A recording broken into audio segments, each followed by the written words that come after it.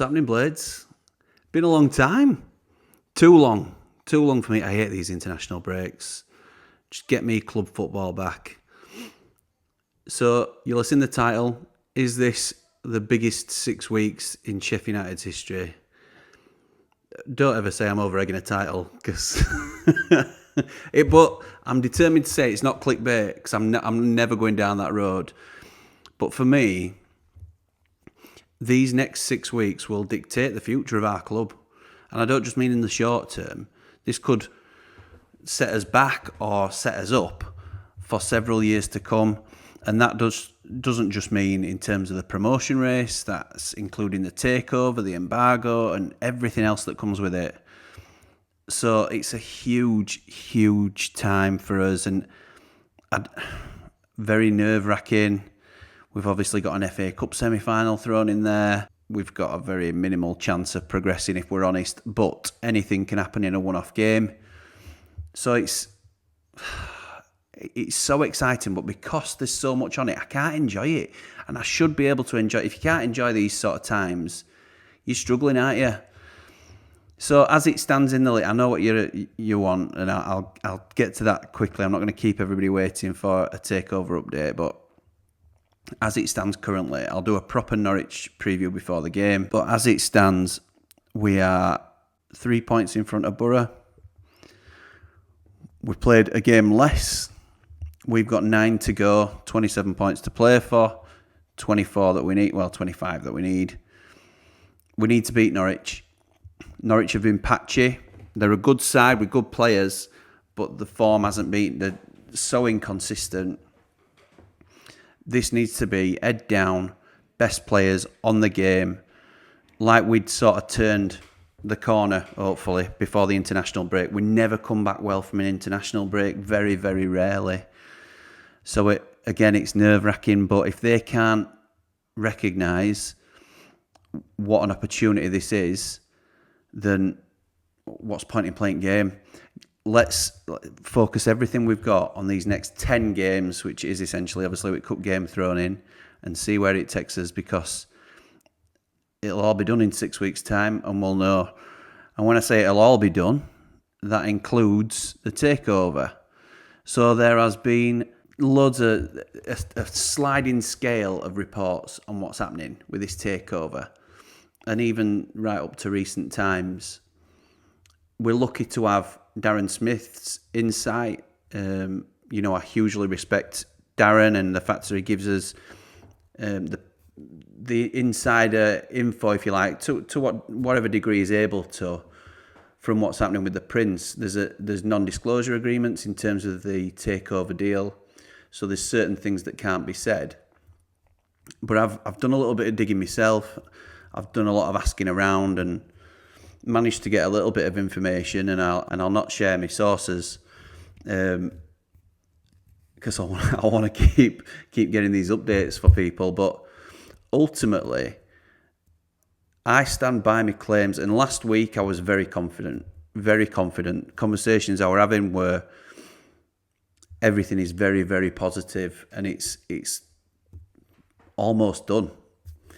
This week, it's taken a bit of a swing, and there's been an article released in the Star today, which is not far off at all, really, from what I'd heard, in terms of the EFL need Dozy to provide evidence of having 200 million quid ready to go to sustain us over a 24-month period, maybe even a 3-year period in the Championship. That's including the takeover price, which is higher than has been quoted in the article.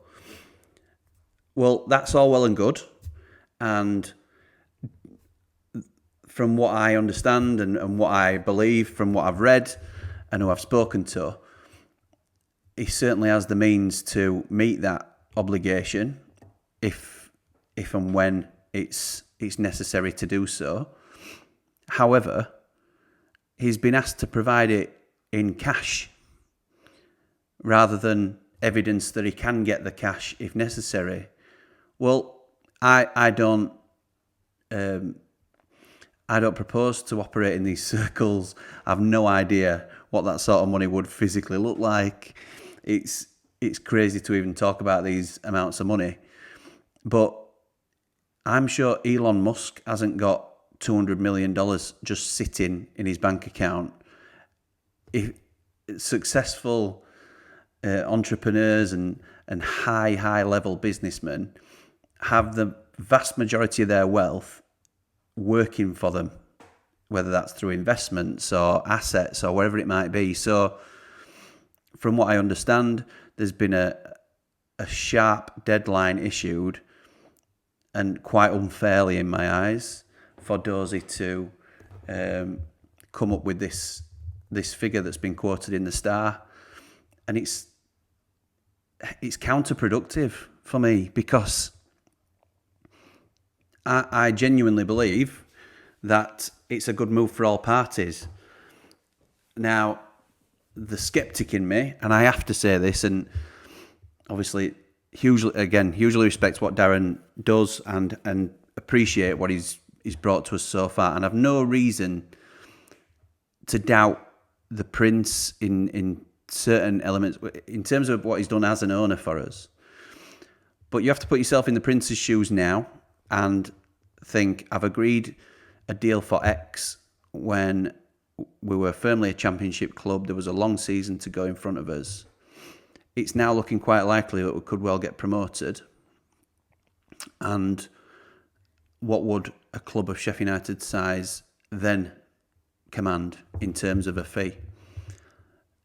I'm speculating, and this is pure speculation, and it's my opinion and my opinion alone.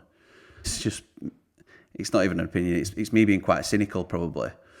But is the Prince stalling to let this exclusivity expire and then shop around for a better deal? Because let's be right, if you're the Prince, you can't blame him for that. It doesn't sit well with us as fans. It's probably not what's best for the club in terms of, if Dozy's a suitable owner and if he's passed the appropriate tests other than providing this money in cash, then surely he should be given the keys.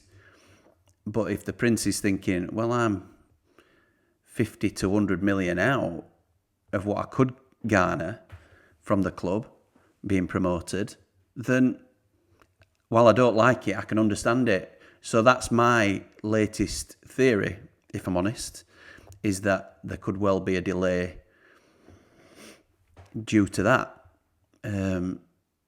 Pure speculation on my part from that. If the deal doesn't go through, I think obviously we've wasted a lot of time and we've been in a lot of bother in terms of embargoes and not paying suppliers and things like that when it was unnecessary to do so. But what happens with Dozy's money then? Because we're all aware he's put in excess of 10 million quid in, possibly closer to 14, 15 at this stage. Where does that go? Now, I've seen reports, and I'm not privy to this, but I'm sure Darren, and correct me if I'm wrong, I apologise if I am, but I'm sure I saw that if Dozy couldn't prove that he was eligible to take over the club, which may be the case if he can't meet this £200 million payment or dollar payment, then the deposit was non-refundable. However, if he's saying he can't, surely this will lead to a legal battle, because if you're losing 10 to 15 million quid, you're going to battle for it. So then it's further strewn out into it, and the club could potentially lose that investment. And if the Prince is struggling for cash or doesn't want to invest the cash, then we're in a pickle again, aren't we? So it's a bit of a mess at the minute, from what I understand. The shining light at the end of it all is that on Friday, Tingo, Dozy's company, are releasing their year-end financial figures, and it's expected to be very healthy. And Deloitte have been involved in that as well, in terms of going through his finances and what sort of income he can generate and things of that nature. Now, for me, it's as simple as can't Deloitte provide those figures to the EFL? And I've raised this as a point. We shall see. We'll see what happens. That surely has a part to play in this whole thing in terms of his affordability and sustainability and things of that nature. So that's it. That's where we are. That's my update for you. I hope it lived up to the hype. I didn't mean to sort of overplay it, but all throughout this debacle now, as it's becoming our saga, if you like, is to just keep people in the loop. And I think it's important to give people an alternative perspective, because there's some accounts online that are absolutely slaughtering Dozy, because they don't, and certainly we as a fan base don't have a lot of information on him. It's easy to become impressionable and take what certain people say because they might be from the same country, or they might have a lot of followers from the same region, or wherever it might be. But then there's political agendas and things like that we have to consider. So don't believe everything you read. Don't believe everything you hear on a YouTube video, and myself included, because I have got a little bit of information, but I certainly haven't got all the information. I'm just getting you up to speed with where I am with things. So hopefully you find that useful. Back to matters club-based in terms of, finishing the season. And just a little bit to finish on, this is off the pitch.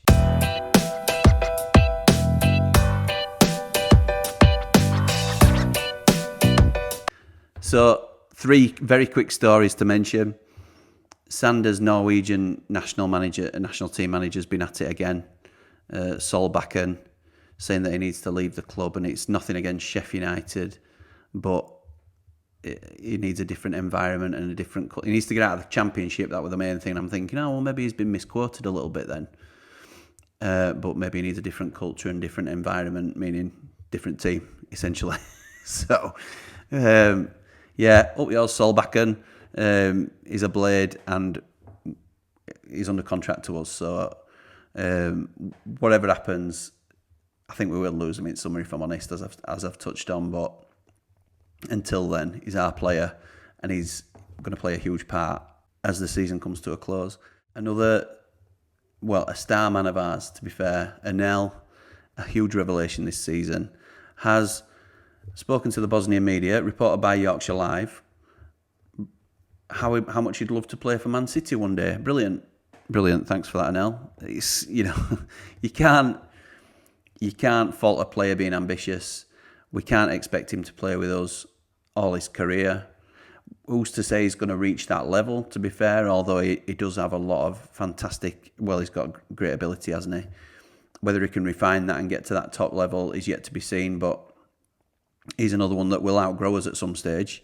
And it's just seeing if we can hold on to him and others such as Illiman and things of that nature to get the club up to another level before we have to thank them for the service. And the thing that I wanted to end on was, if nobody's caught it yet, please catch the Blades Heaven podcast from Rob Statton, who does Football 11 on Radio Sheffield, and Carla Saba. They interviewed Ollie McBurney, and it were just 25 minutes of a brilliant interview. I think he divides opinion, does McBurney, not only with his performances on the pitch, but I think his personality as well. It grates on some, and others find it really endearing. I think, in all honesty, if you give this a listen, and I'll link it down below if I remember, because I'm shocking at doing that, but do try and catch it if you can, because it gives you a different perspective on him. He finishes it off with a rallying cry for us all to get behind him, because they know what's at stake this season. And I think that's where we have to end it. That's where we say these next 9 league games, I know we've got a real glamour tie thrown in there in Cup, but these 9 league games could really determine where we go as a club. Because even if the takeover falls through, we will be on sound financial footing if we're promoted. So full focus on that. I think we can do it. I'll be back with the Norwich preview. Thank you for watching. Thank you for all subscribing. I purposely didn't stick this in the middle because I don't want to annoy people, but this video is sponsored by, we'll call it Ramble Retreats. Ramble on. Well, now's the time is now. Sing my song. I'm gonna round the world, gonna find my girl, I'm on my way. Ooh, I've been this way 10 years to the day. I'm gonna ramble on. I'm gonna find the queen of all my dreams. So I've put that in the end on purpose because I don't want to annoy people by just thrashing my own personal things about. But if you do fancy a wonderful family stay or even a couple's stay in Primrose Valley at Filey, then get in touch, bladesramble@gmail.com. Thank you all for watching. Come on, you red and white wizards. Up the blades! Ramble on. Well,